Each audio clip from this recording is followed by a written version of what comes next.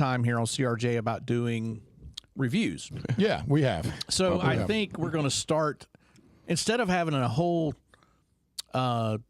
show dedicated to reviews, I think like we're just going to spontaneously do them. Every now and then we're just going to just mix a review in. Yeah. So this is really unplanned. Okay. So I was Improv. I was traveling. Yeah, improv. I'll set the stage here, and you guys can take over. Set it up. You set that stage, So- Set big that boy. I've been Make that traveling a stage lot. You big. guys, you guys, if you follow me on Facebook, I posted something. I went to over the last like week and a half. Y'all gonna take this review. I've been through like eight states, almost like 1,600 miles.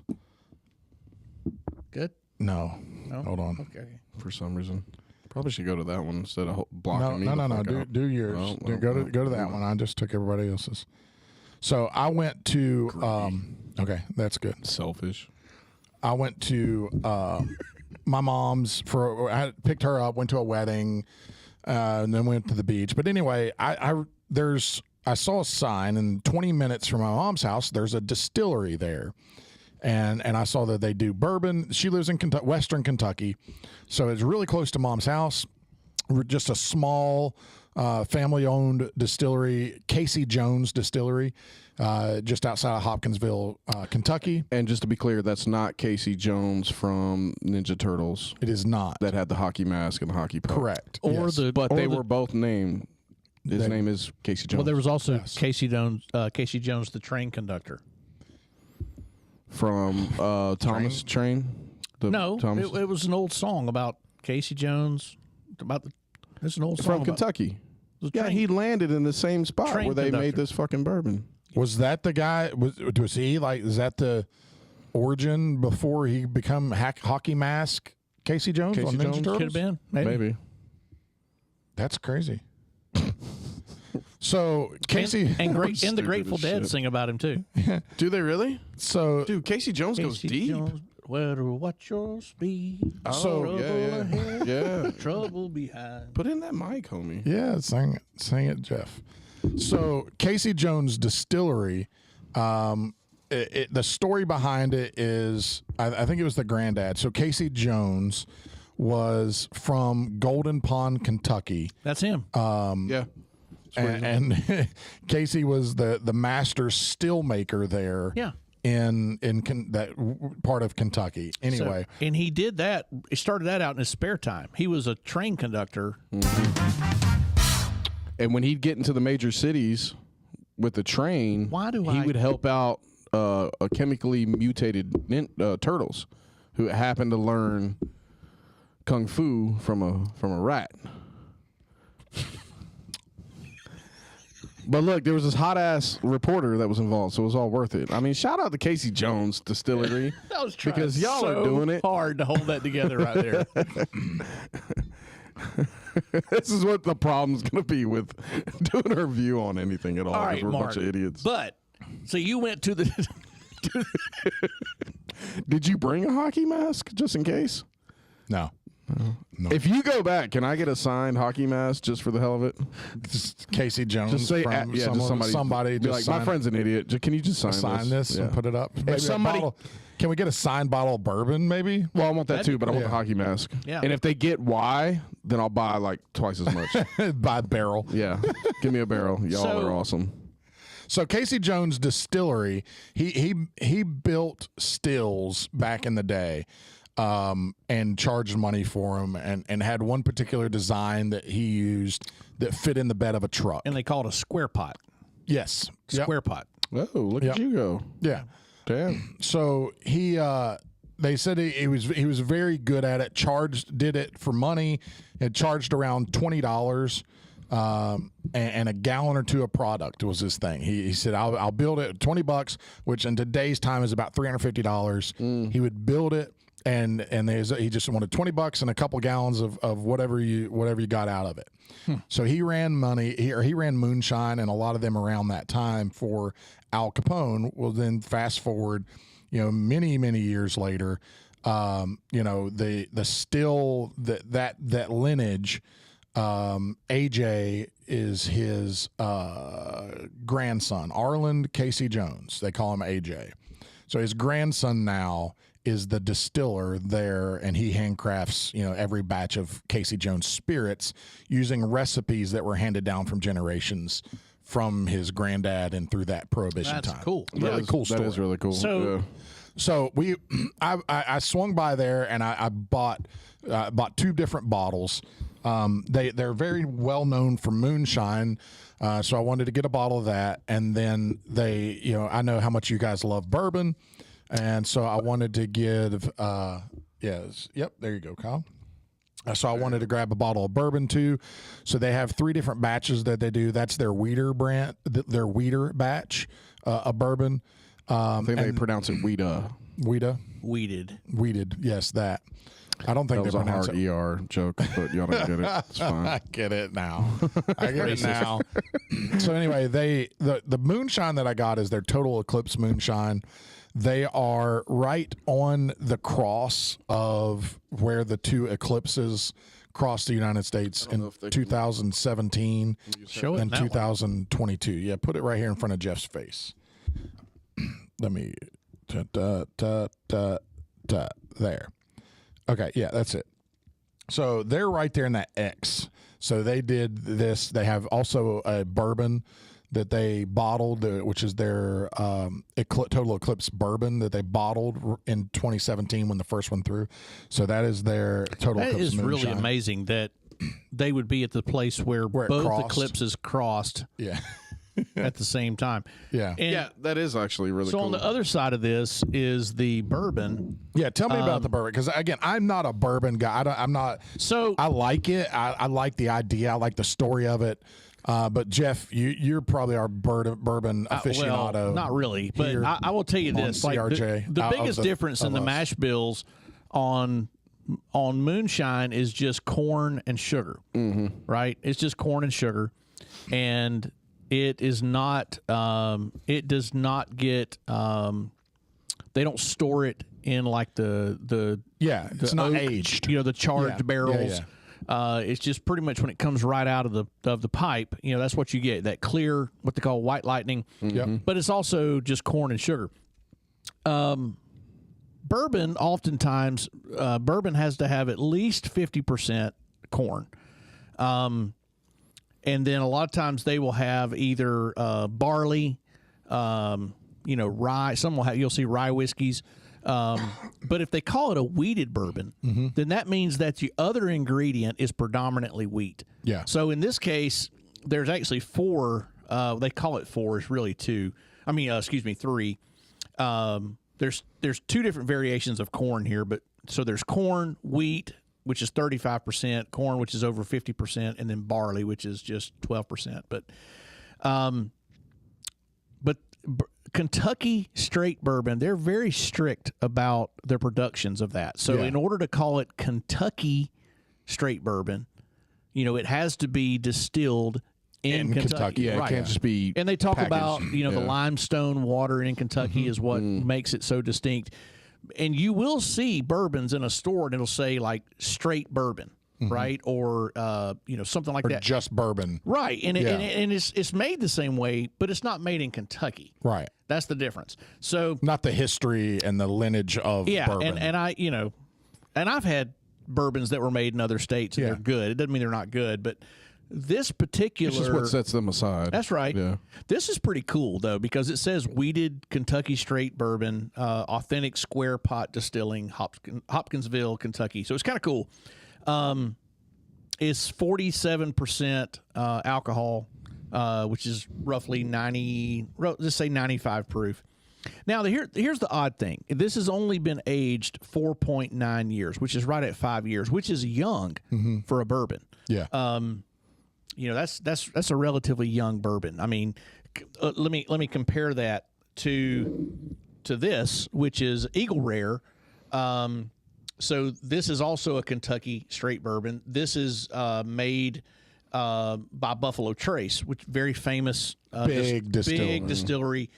Wellers they make Wellers. They make the Pappy Van Winkle line, all that. Yep. But this one's been aged 10 years. So literally and when we talk about aged, I don't want to oversimplify this, but if you're listening and you don't know what I'm talking about, when we talk about aged, we're talking about literally sitting in a barrel in a huge warehouse, untouched for X amount of years. Yeah. I think bourbon minimum has to be aged 4 years. Yeah, 3 or 4, I think. So this bourbon here is aged right at 5 years. This one's aged this one's aged 10 years. And so what you get with that aging is it mellows, right? That's where you get that really complexity in the flavoring. But, and I am by no means a damn expert on bourbon. I just drink a lot of it. But this for 5 years is really not bad. It's really not bad. It's got a little bit of bite, a little bit of a burn, an aftertaste burn, and that's because of the 5 year. If you were sitting here with me right now and you sipped this and then you sipped this, right out of the gate, you might go, they taste the same. The difference would be this one is going to have a little bit of an aftertaste burn going down, and this one's not. Right, absolutely. This one's going to be a lot smoother going down. So, but that doesn't mean this one's not good. Some people like the bite. Some people like the burn. But I'm a fan of the bite. Mark, I think you did great. I think the fact that you thought about us and picked this up is absolutely cool. And I love the fact that it's some small distillery. Yes. There's some, the big boys are, they're just always going to be there. But these small guys, this is kind of cool. Yeah. Yeah, it's one for the small ones. Yeah, it's a small guy. I mean, this is a local guy. Well, and the fact that they did the Eclipse twice in a row, 2017, that's really neat there, 2024. Too, that's awesome. And I like a good bit of bite.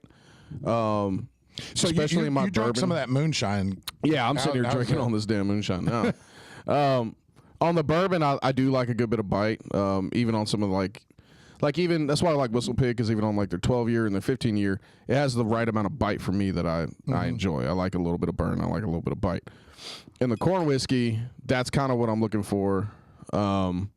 Still, but I enjoy it to be smooth. So the moonshine I've gotten out of a jar, the best moonshine that I've drank, had that bite, but you had to be careful with it because it was still smooth. Right.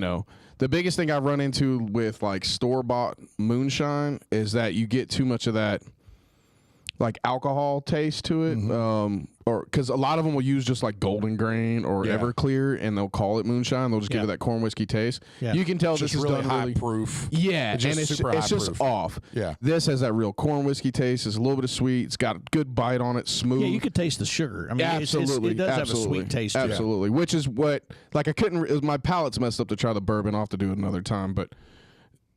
It's exactly what I look for in moonshine. Yeah. So I think as far as like a store brand moonshine, I think they kicked the shit out of it, bro. I think the moonshine was like $35 a bottle. Really? Do you remember what the bourbon was? The bourbon was $49, I think. That's not bad at all. Not bad at all. No. And that's honestly, I mean, that's what. Yeah. Well, that's why that Eco Rare hits so hard on a certain level is because of the price point, and it's a 10-year. Yeah. Yeah.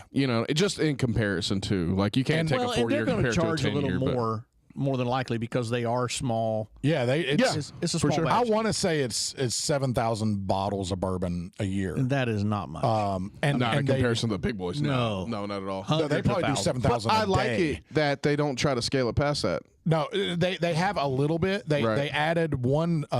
They spent like $2 million.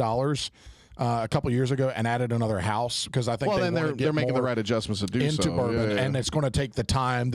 If you talk to them and interviewed them, the goal would probably be to extend that age statement on at least some of their offerings of their bourbon. I think they'll probably always have some that are in that younger. We should tag their distillery. Oh, for sure. That was a whole promo for them. How long did we spend on that promo? Yeah, it's 10 minutes or so. Yeah, that's not good. Hey, salute. What's the name of the distillery? Casey Jones, baby. Casey Jones, baby. I like what. And they were super. The lady in there, I stopped in on a Monday morning at 10 a.m. Super friendly people. But would you expect any different? No, you probably not. You know what I mean? Would you expect any different? She was super cool. So I still want us to go on a bourbon run.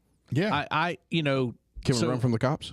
Yeah, sweet. So speaking of, I got a hot take on that. Hold on, I'm coming back to it. Are you wanted? No. Okay. But I got a friend of mine that he and his buddies. He was telling me, I ran into him the other day. I hadn't talked to him in months. I didn't even know he liked bourbon, and he said, "Dude," he said, "we go up to Kentucky, he said, we've been 2 or 3 times. We pick different distilleries. Yeah. And we'll go up like a Thursday night, and we'll spend Friday and Saturday, going to different different distilleries, and then we'll come home on Sunday. Huh. And he said, it is so much fun. He said, we go to all these, and you just get to see how they make it. You go through the tours, you get to sample, and, it's just kind of a guy's trip. And I thought, man, that really sounds I'm not cool. going to lie to you. Like, a goal of mine has always been to have, like, me and my brother both, to have our own bourbon one day. But... Well, you really jumped. We like really from, do. Like you went. Well, I don't mean it that way, but I would love to see the process. Like, because even to this day, neither one of us have any idea what the process is. We just know what it tastes like and what we like. I just want to go visit. We He's want to drink a lot. start his own. No. distillery. I don't. Well, kind of. So look, I have this. Cool. I have an investment opportunity. Is what I have. Is kind of what I was getting Camerano's Distilling. It was Camerano's on a fucking nice bottle with and little cursive.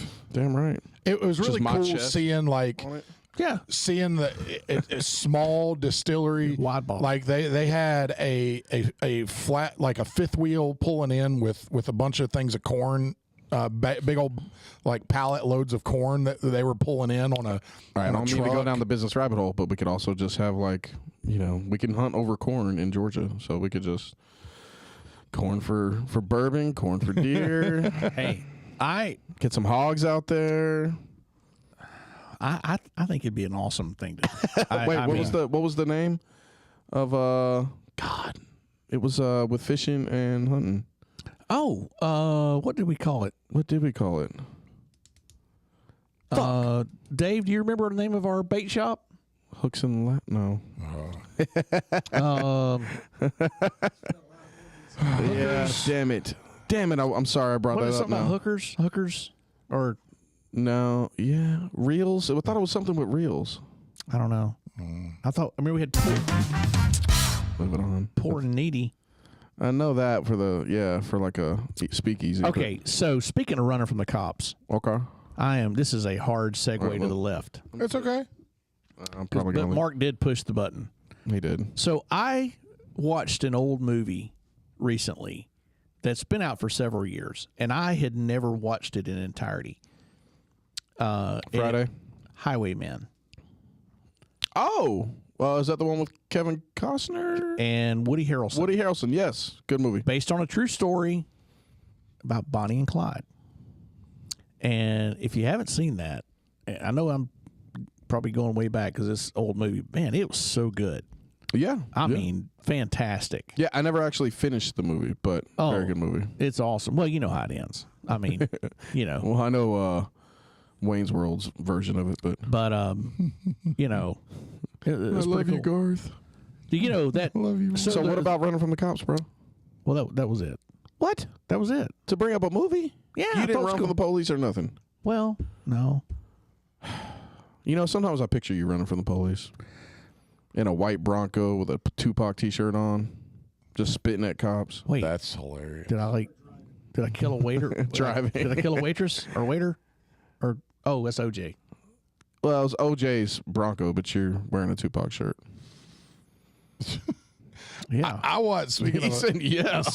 Speaking of movies, I watched the new Beverly Hills Cop Friday. Same Was it good? Did you? I had to watch, dude.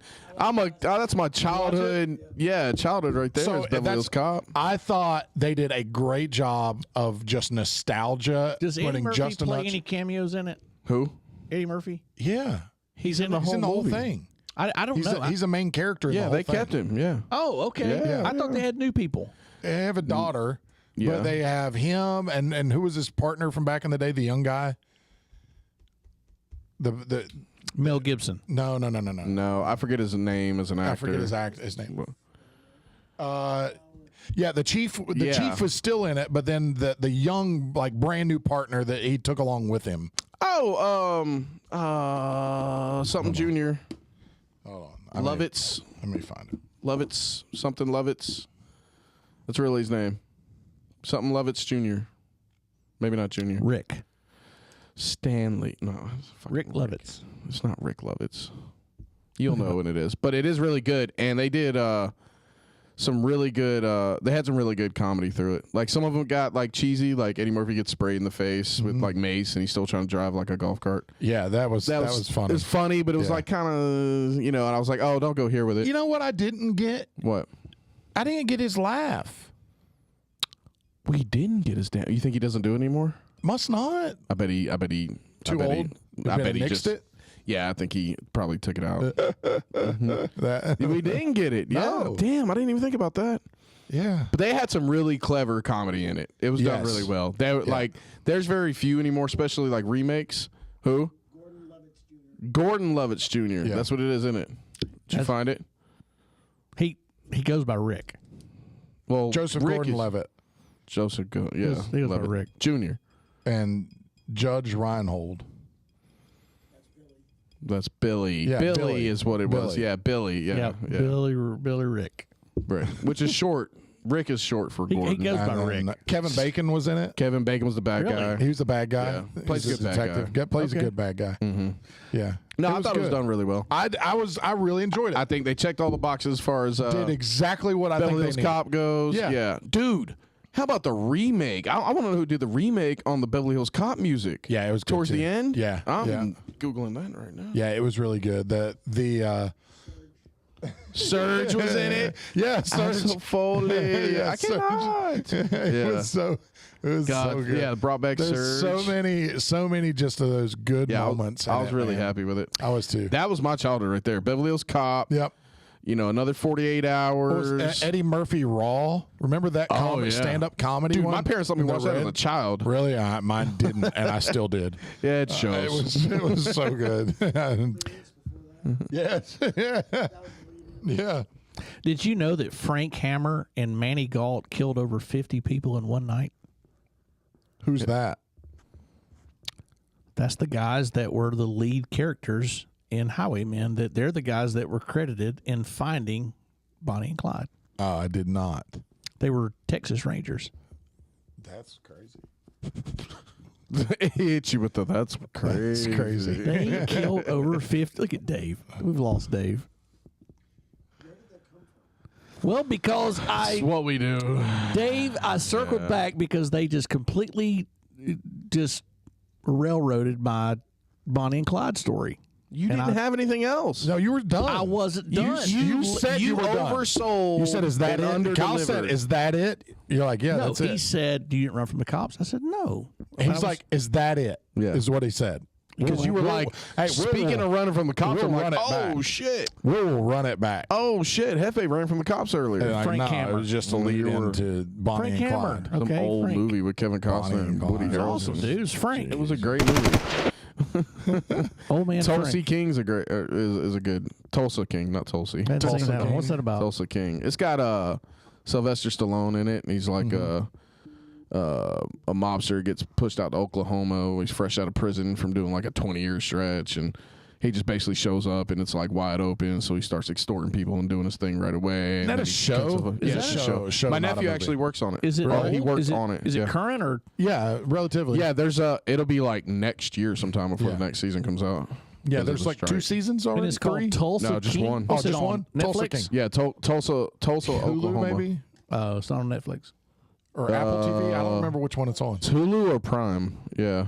I got Prime. I don't have Hulu. Yeah, Do you have yeah, Disney? it is good. It's a good. Do you have Disney I don't Plus? know. I don't know. If you do, it comes with Hulu now. Stallone does a good job with Real that good. character. I thought it was going to be cheesy, Yeah, but it was good. He does It a was good real job with that character. It's kind of like Stallone in like a Sons of Anarchy kind of scenario. Yeah, Kind of deal. But Yeah. it's done really well. I was happy with it. That first scene where it might have been first episode where he goes into the weed store out there. Yeah. It's so yeah, funny, yeah, bro. Yeah. It's so funny. Stallone, They he's had such a no good actor. idea. He does a good job. Yeah, Dude, Stallone's like 70-something years old, old, bro. bro. He Like is half of old. them's fused, but he still fucking does it. Yeah. You know?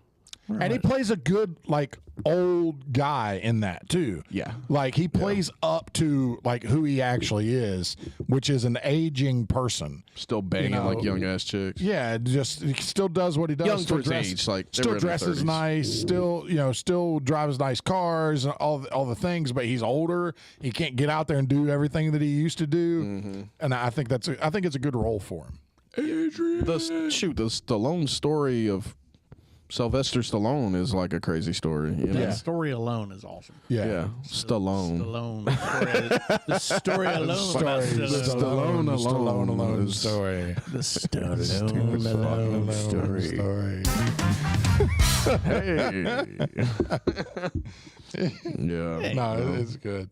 What else we got? What we got going on here? Well, we have a whole list of stuff on the notes. We do. Well, we do. Nothing else from you. Just pick one. You know what? Well, look, that's why we do so many, because we get so many ideas and we're inspired constantly we that we just throw kinda them in the go into notes. This week, I'm going to load that sumbitch. You load it up, but it better be quality of it. it. Better be quality stuff. None of this stupid. Oh, no. He said no. He said no. I'm purposefully going to make it it's shit. getting loaded. Here, Did you see? the notes. Did you see Sean Strickland's sparring match with the Navy SEAL? Yeah, it's weird. I want your take on it. It's weird. It is weird, right? Why does he keep beating up like regular people? Normal people. Like, I don't know. He's like, come on. You know you're going to want to quit. I came here to die today. Like, so weird. Sean, why are you doing that? Yeah. But you won't underhook Orlando Sanchez or people like him. Rest in peace, Orlando. Like, you know, you won't underhook those people. Rest in peace, Big And O. if they deal with it, you act like a little bitch. But whatever. Yeah. Like, I know people are afraid because Sean Strickland's liable to show up at your studio and try to fight you because that's what he does. Come on. I know Orlando, the last thing he did before he passed, he taught me that underhook arm lock. So come on, I got it for you, Sean. Right, bring it on down here to Carrollton, Georgia. So what did he do? Beat up a Navy SEAL? Yeah, so there was some But talk, apparently some he Navy, was so there were some Navy there for it or SEALs something. apparently that that said, you know, nobody works out as hard as them, that kind of thing, and that they could just it's nothing but a male dick measuring contest. Yes, that's all it was. You know, nobody's as hard as me. Well, and they're kind Strickland of doing falls into different it, shit too. Yeah, like well, you're fighting in a controlled environment. That's Like, what I was going to say. they're Throw not. Sean Strickland in a dark house somewhere and give him a gun and see who comes out first. Yeah, and I don't mean You the know? guys that are like jacking your car out in the driveway. No. Like, I get it. Sean Strickland's a crunk dude. Yeah. But Let's send him that. Some of Send him these that guys- Send him in a shoot house. Put him in a shoot house with simulation and see how that works out for him. look, some of these guys, when they're on whatever task all the time, like for months on end, dude, the shit they have to do all the time on a regular basis ain't even the same life. It's not ain't the even same. life, It's not dude. even close. The same as what an MMA fighter does. Well, and also, what is an MMA fighter doing, or even any super athlete? yeah. You're making money under some promotion that's also making money, and you're entertaining fans. You're in the entertainment industry. Yeah. These guys are doing real shit. they're what not some a would call God's work. Like, they're not out here a- fucking changing shit. Yeah, they're not Like, warriors. You know, yeah, they're not warriors. It's It- not. Look, none it of is that. Bushido life is for real, but that also involved like war. Yes. You know, Yes. like samurais and Yes. shit. They was fighting out in their own village. Like, Yep. people were dying. Ain't nobody dying Doing in your gym, actual bro. hand-to-hand combat. They trained like that because they were going to go the easiest hand-to-hand way to put combat. it is there's no tapping. Yeah, there is no There's tapping. no tapping There in is no- Afghanistan or no. Iraq or I mean you can't tap out over there. Yeah. I mean you can't. Yeah. There's no tapping over there. I mean those Go guys into that are. mic, Dave. Go into that mic. Mike, we can't hear you, Dave. When you step in a cage, a lot of people will die in here, but you have somebody built in to protect you called Yeah. the referee. Yeah. You have a referee. You have a doctor ringside, Corner, cage like- side. You have Right. a corner Right. that will throw in the towel. You got security. Like one of the big ambulance. spooky Did you say words a when you watch coroner? These MMA Corner. MMA shows and interviews. I'll die in there. Yeah. But you know you're not going to. Yeah. You know that's not an Yeah, option. you know that's like I get it if you're trying to give yourself a mindset and a champion's mindset and all that kind of stuff, but just be real about what you're You're doing. diving out of a submarine at 400 feet below sea level, going into four people going into a bomb house in the middle of Iraq. You're going to die if you come. Yeah. You're very lucky. Yeah. You're willing to go and die over it. Like, Different mindset. absolutely, 100%. Like those. And That's my problem with guys that like when they're pushing a fight and they're promoting a fight and all this and that. And I get it. Like your crew will start to get a little more crunk. Like the Nate Diaz and Masvidal, some of the press conferences or maybe even not the weigh-in, but the press conferences leading up. You know, the promos. You know, your people and their people may get a little crunk. Fights may break out and all this and that.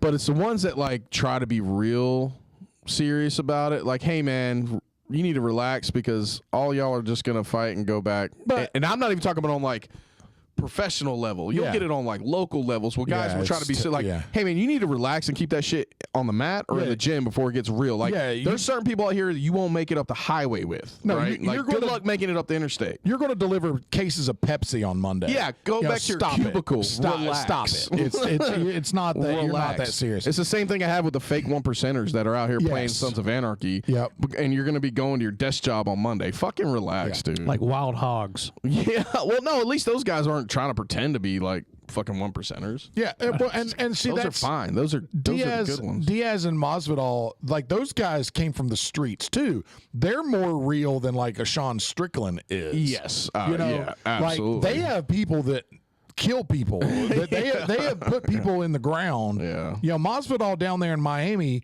on that same street fight, underground fight circuit. Yeah. That Kimbo came up on. You know, Reality Kings. Same. Yeah. All of that. Fun same, fact: they do nothing but porn now. Really. Yeah, well, that's kind of how they got out of started. the fights. No more fights. No, well, okay, I misinterpreted what you just said, but. I don't think they do any more fights, but I don't think they're doing porn at the fights either, and that's kind of how I interpret it. Be a weird spin, yeah, but that's weird. You know, Okay, hey, you know, if it's a good idea, I need royalties. Yeah. But yeah, like Diaz and Masvidal, those guys are real fighters. Mm-hmm. Yeah, it's no different than any industry that has that tough guy persona. Rappers are the same way. Actors. There are some real rappers out there, you know, that really came up in the streets, really sold drugs, really gangbanged, really did all those things. Well, you see in actors too, like what's his name? Danny Trejo just got in a fight at just 75 or something. Somebody busted his dude with like a water balloon at a 4th of July parade. Danny Trejo is real. He's a real one. Yes. Dude, have you gone down like a documentary of him? Like he was in San Quentin, like real deal San Quentin. Yes, bro. That's the one in Cali, right? Yes, San Quentin is. Yeah. What's the one in New York? Rikers Island. Rikers, yeah, okay. San Quentin, like real deal, fucking old school San Quentin, and he looks like it too. Yeah, dude. They said, what's the girl's name that was in Dust to Dawn and Desperado? Vergara. Her. Yeah. Selma Hayek. That's it. Yeah. Say that again. Selma Hayek. Yes. Yeah. He, he has a tattoo. Yeah. On it. We said when he first saw her, and like was just like mesmerized by how beautiful she was. He busted his shirt open and was like, I've known you all my life. I've known you all my life. Yeah. Like, you know what she did? Invited him to Thanksgiving. Yeah. That's right. But that dude straight up like he's selling heroin and all kind of shit. Like if you look up his documentary, it's a cool story. What's like his whole story. Danny Trejo. Yeah. He's in all the Quentin Tarantino movies. He was in all the Expendable movies. He was the knife man, the machete Desperado. guy. Yeah, Machete. Yeah, that guy. Yeah, Machete. Yeah, he's definitely one of my favorite actors. Yeah, just really his character. Cool. Yeah, the characters are cool. Yeah, but he's another one. Like that's a real one from back then. If somebody would have tried him back in the day, like. There ain't no telling how many murders that motherfucker might have on him. Joker ain't Tom Cruise. You know? Yeah, that ain't Tom Cruise you're playing with. Yeah, that's right. It's not Tom Brady. That's right. It's not somebody. It's not this propped up, right, super polished guy. Yeah, that's the man. Yeah. Probably to date. Trejo. Trejo. Yeah, he's all. Oh, bro, he's like Little Debbie. They said when he was in Quentin. Okay, well, look up something when he was like in his 20s. Yeah. They said when he was 80. in San Quentin, he was like one of the leaders of the Mexican gang. Yeah. He wasn't just a guy doing stuff. Like he was the guy. And protection was his whole racket. Dude, in San Quentin. He is 80 years old. Yeah, he got in a fist fight on the 4th of July. Yeah. This 4th of July. Yeah. Goodness. Like San Quentin. We got in a fist fight. Yeah. It's great, and bro. whose racket was protection. Yeah, it's nuts. In a place like San Quentin. That's insane. That is insane. That's insane. That's funny. Yeah, there's some real ones out here. And I don't know that like Sean Strickland I just don't think that's him. beating up I think he's a skilled fighter. YouTuber and then beating up a Navy SEAL and then I don't know, man. Like what are you doing? No, because I saw you. Are you at the end of your career so you're doing weird shit? Is that what you're doing? I saw you totally take the easy way out against Orlando Sanchez.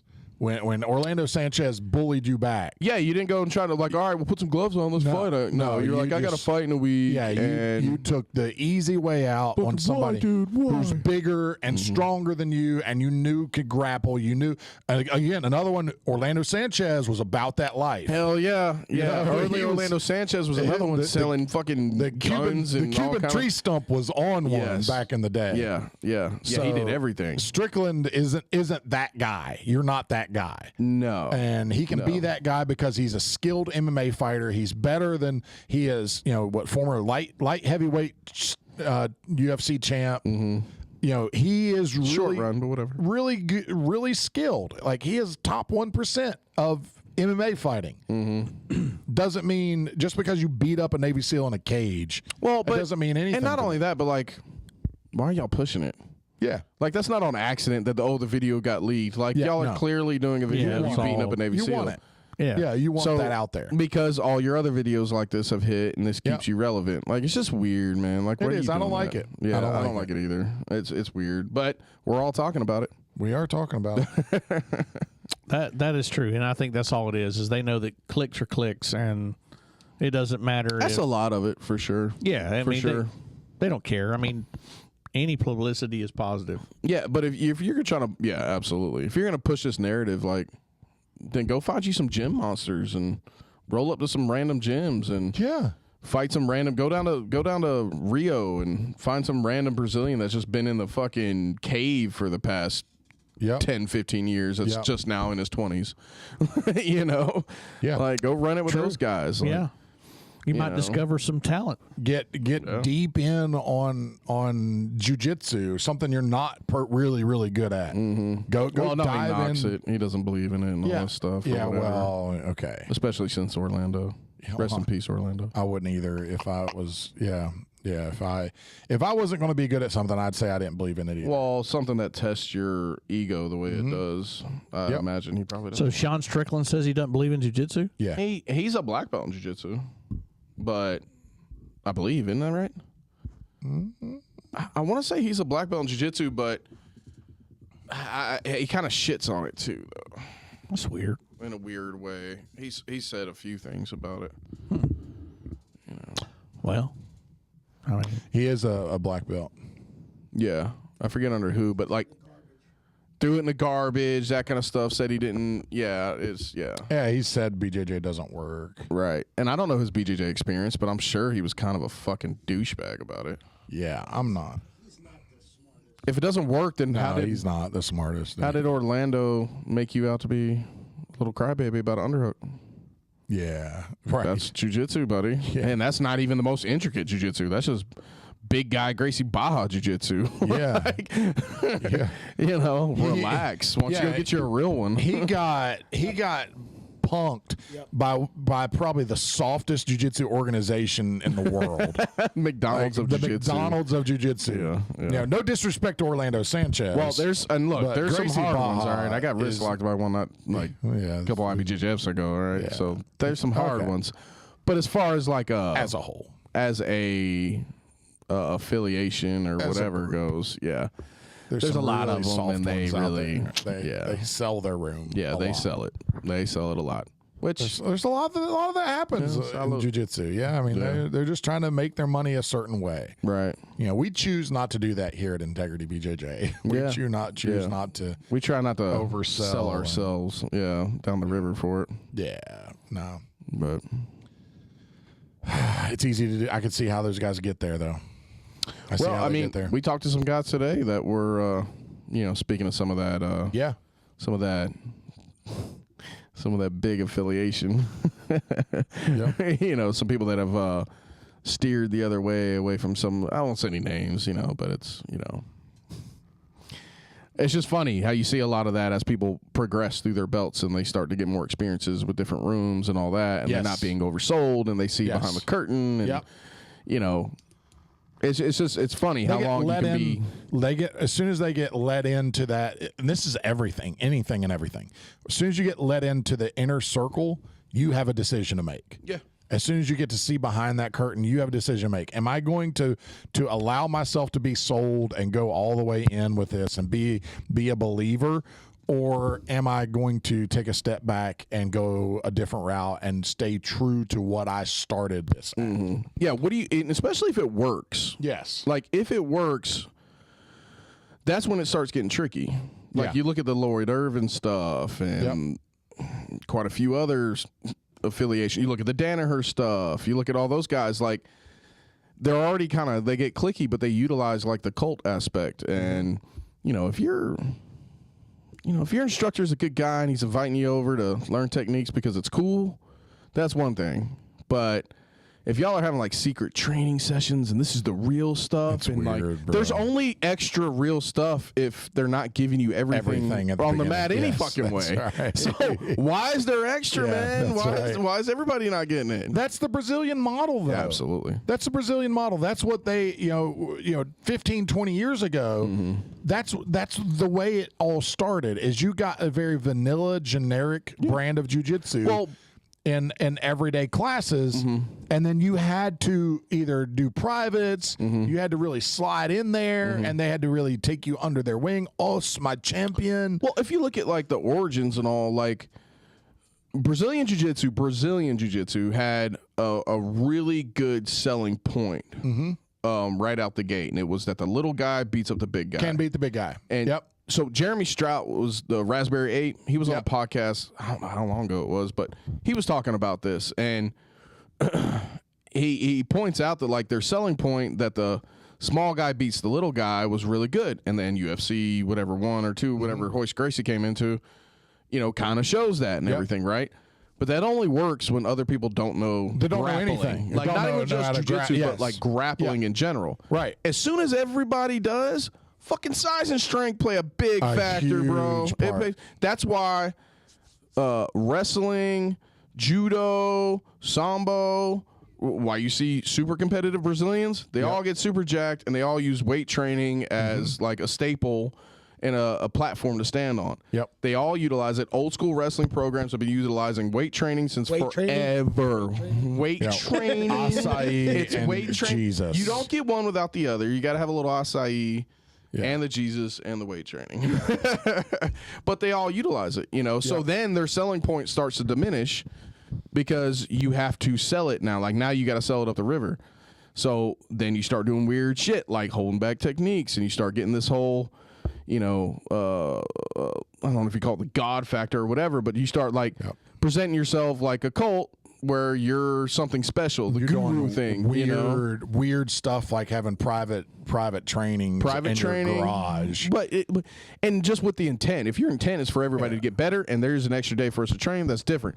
But if your intent is to separate these people from those people to make them feel more special, so that you get something out of them more. And that is a way to get there. And even if that thing that you're getting more is you're feeding your ego, that pushes because really that gets into weird. That cultish weird. That gets weird because there's so many examples of like where people have been taken advantage in one way or another because of that, not just for competition. Yes, one way or the other. It doesn't have to be a whole female thing. Of course, that happens a lot too. Well, it can be financial. It could be, it could be just for power. It could be for a gym. It could be for whatever reason that they have. All the reasons of controlling people. Right. Well, anybody that goes into the martial arts is going in for a weakness. Like they play on that. Trying to build a strength. Whatever that weakness may be. Yeah. You're going into a room. You're a young guy, late teens, early 20s. Super impressionable. You're going to listen to everything because I knew nothing at that age. Most people don't. Right. Then you're telling this guy's telling you can do this. You could be a champion. We're not giving you the whole thing because you're not ready for it yet. But when you are, as your job starts to produce more money, then you're ready to go into this next level. Absolutely. Well, how valuable are those light bulb moments for us as instructors? Like for your student, when you see a light bulb moment for them to hone in on it, highlight it, and boom, boom, boom. Like we do it with kids all the time. Yes. First time a kid gets strangled and never felt that before, and they have a real moment and the real realization and the tears are flowing and everything. That's a really important moment to highlight what is at stake and what kind of urgency we're looking at you. Yes. Like, it's like getting your head dunked underwater for the first time when you go swimming. Like, when you come up out of the water, you're like panicky, you're freaking out. Like, okay, you just need to take a moment, realize where you're at, everything's fine, you know, and this is why people getting their arms wrapped around your neck is a bad thing. Right. Yep. And you highlight that. Now, we know that from experience and time in it. Now, imagine taking that and corrupting that process. And using those type of moments to take advantage of people or plant seeds and all this kind of stuff. I think a lot of instructors believe that they're the only ones that can help. You know, I mean, their egos are so high level. We've met more. Yeah, for sure. They literally believe that their process is the only process, and you have to show some sort of devotion to them for them to give back fully.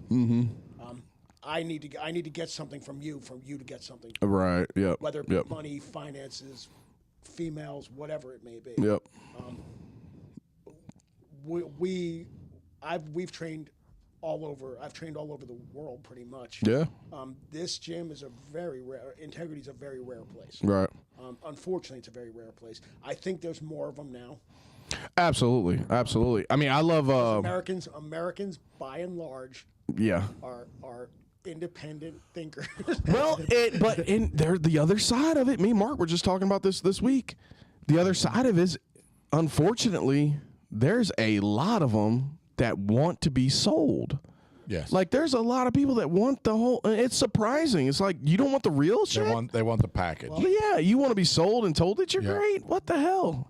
I was told this once years ago, and it was by Matt Daniel. Yeah, smart guy. He said, Matt's mega million business guy, ran jiu-jitsu schools and everything, ran super successful, smart guy. Yeah, I take a lot of his stuff online. People that are really wealthy want part of their life to be ordered around. Like, they literally are in charge every minute of every day, besides when they're at the gym. When they're at the gym, they literally can be told what to do and how to do it, like you switch the position. And it gives them a... dominatrix get that same thing. And that's the first thing I thought. What he said was, they're there, they're learning, they're getting stronger, they're getting faster, but they don't have to take any responsibility for getting their asses kicked. Yeah. Now, the only responsibility they have is what they already have is money. So I'm going to give this money to get better. Yeah. So I'm going to take a step.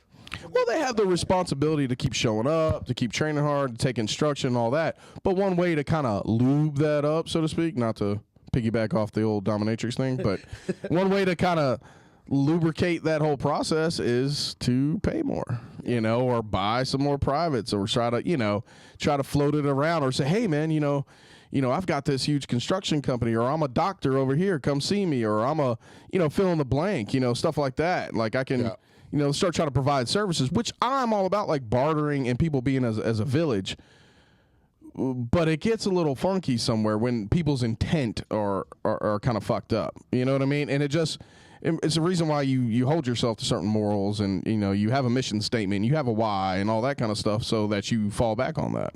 And I think just because you're an amazing competitor doesn't mean... Oh, fuck no. Jesus Christ, no. They sell themselves for, there's some privates that are going for $700 an hour. Yeah. Oh. Yeah, that's crazy. Yeah. Oh. There's honestly very few in the history of grappling, especially jiu-jitsu, that actually translated to. Marcelo Garcia being one of them. Lucas Lepre being one of them, absolutely. And even his jiu-jitsu career probably fell short because he got a fork in the road and he chose, schools and coaching. Yeah. And I say there's very few. There's very few in comparison to how many competitors and instructors there are, Yeah. There's a lot of them. But, yeah, they're... it's a crazy world out there. What belt you have, you're always going to go to your highest level of lowest morality, if that makes any sense. A lot of these fighters were not morally sound people before they got into fighting. Yeah, right. Got into fighting. Yeah, right. And when you come out and your morality is at 3 or 4 out of 10, you're going to stay there no matter what belt you are. You're going to stay there no matter who you surround yourself with. Right. Right. If you're corrupt, you're going to be corrupt through the whole process, acting like you're not. Yeah, if you don't have a philosophy going into it and having a lot of those boxes checked and, doing things a certain way, that's why, like, the original, like, philosophy for jiu-jitsu is Brazilian jiu-jitsu. The Volante brothers talk about it a lot, was, like, for kids coming out of the favela and stuff, they were the ones that didn't follow, like, the philosophy in place. They fell back into the same old ways, example, sad one really, is Herbert Santos. Amazing competitor. There's no telling what bullshit he came out. Taquinho Palhares. Another one, like, still does, construction and all this other stuff, but can't quit being a fucking psychopath long enough to actually have a successful career, or loses their shit and walks off. Yeah, like, you can't, like, if you don't put those things, it was a reason for them to, like, cut their nails, keep good hygiene, eat well, take care of yourself, be around good people, speak well, all this kind of stuff. So if you're doing all those things and you're becoming successful as a competitor and you don't try to implement that stuff, you're still going to be you're just going to be a high level shitbag, and you're just going to have all these weird opportunities and be in these rooms with good people. And you're still a shitbag, like, that doesn't change anything. You're still a questionable person. A lot of those people that are good in a room but shitbags take the leadership roles. Yeah, and then you get a little taste of that power, boy, and it's all downhill from there. Yeah, it's important to put a bow on it, and I'll tap with it. Keep your integrity, people. Yeah, practice some integrity for sure. Short tap. I'm going to tap out to. I had a really cool conversation this week with someone, a true fan of CRJ. Yeah, who listens a lot, and they asked my son. They said, "Do you ever just look at your dad and think, man, that's Mark from." That's the Rev. That's Mark from CRJ. And Uriah's like, no, that's just Dad. That's Dad. And so shout out to Jillian Taylor. Heyo. Uriah's girlfriend is a huge fan of the show. And she was telling me about. Sorry, Jill. I'll try to do better. She listens to all of it. I feel bad whenever I find out good people like that. She loves listening. She listens all the time. She's a regular listener to our show, and she is a super fan. And she loves Jeff. What's not to love? I mean, she's a sweetheart, man. She is. She's a cool kid, and I'll tap out to that. It is kind of neat when you find out that. People. I think I said this on the last show, was that I had a buddy of mine tell me I didn't even know he listened to the show. Yeah, and he was like, "Man, I just love when y'all just get to talking about just this crazy stuff." That's not sad. There's nothing sad about that. You turn that sad music right off, sir. We're just seeing if seeing it. Yeah, but no, that's all I got, man. Seeing if the fish still bites. Hey, man, I appreciate it. Speaking of fish still biting. Dave's got us a new boat to take out, and Kyle, you and I have to christen this boat. That is true. I thought about that. Heather is already wanting to be on that same boat. Oh yeah, so we got to bring Heather in. She's gonna drink more than y'all. Hey, wow, that's crazy. That's wild. Challenge accepted. That's wild. That's her. She's gonna challenge accepted. High noon on the pontoon. High noon on the pontoon. We need our vodka drink. We're going to need a lot of milk thistle and a blood transfusion. Take care of them old livers. Yeah. Boom. All right. Yeah. Challenge accepted. All right. Listen, guys, we love y'all. We'll see you next week. All right. We're out.